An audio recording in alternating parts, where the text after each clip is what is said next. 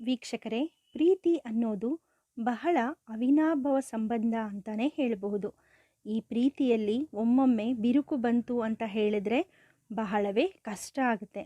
ಅಂತಹ ಸಮಯದಲ್ಲಿ ಸ್ತ್ರೀ ಅಥವಾ ಪುರುಷ ತಾನು ಪ್ರೀತಿಸಿದ ವ್ಯಕ್ತಿ ತನ್ನಂತೆ ಆಗಬೇಕು, ಯಾವಾಗಲೂ ತನ್ನ ಜೊತೆಗೆ ಇರಬೇಕು, ಆಯಸ್ಕಾಂತದ ರೀತಿಯಲ್ಲಿ ನಮ್ಮ ಜೊತೆಯಲ್ಲೇ ಇರಬೇಕು ಅಂತ ಬಯಸುವುದು ಸರ್ವೇ ಸಾಮಾನ್ಯ, ಅದು ಹೌದು ಕೂಡ.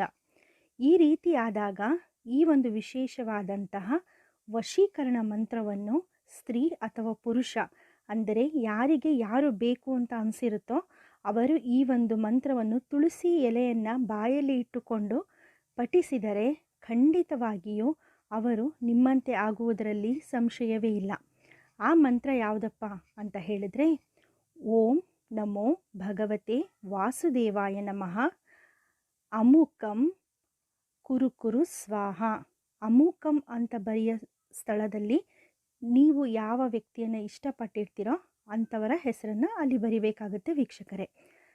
ಆಗ ಯಾವ ರೀತಿ ಈ ಮಂತ್ರ ಬರುತ್ತೆ ಅಂತ ಹೇಳಿದರೆ, ಓಂ ನಮೋ ಭಗವತೆ ವಾಸುದೇವಾಯ ನಮಃ ರಂಜಿತಾ ಕುರು ಕುರು ಸ್ವಾಹ.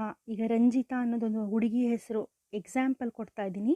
ಹುಡುಗಿ ಹೆಸರು ಇತ್ತು ಅಂತ ಹೇಳಿದರೆ ಆ ಹುಡುಗಿ ಹೆಸರನ್ನ ಆ ಒಂದು ಅಮುಕಂ ಅನ್ನೋ ಜಾಗದಲ್ಲಿ ಹೇಳಬೇಕಾಗುತ್ತೆ. 108 ಬಾರಿ ಹೇಳಿದರೆ ಅವರು ನಿಮ್ಮ ವಶ್ಯವಾಗುವುದರಲ್ಲಿ ಸಂಶಯವೇ ಇಲ್ಲ.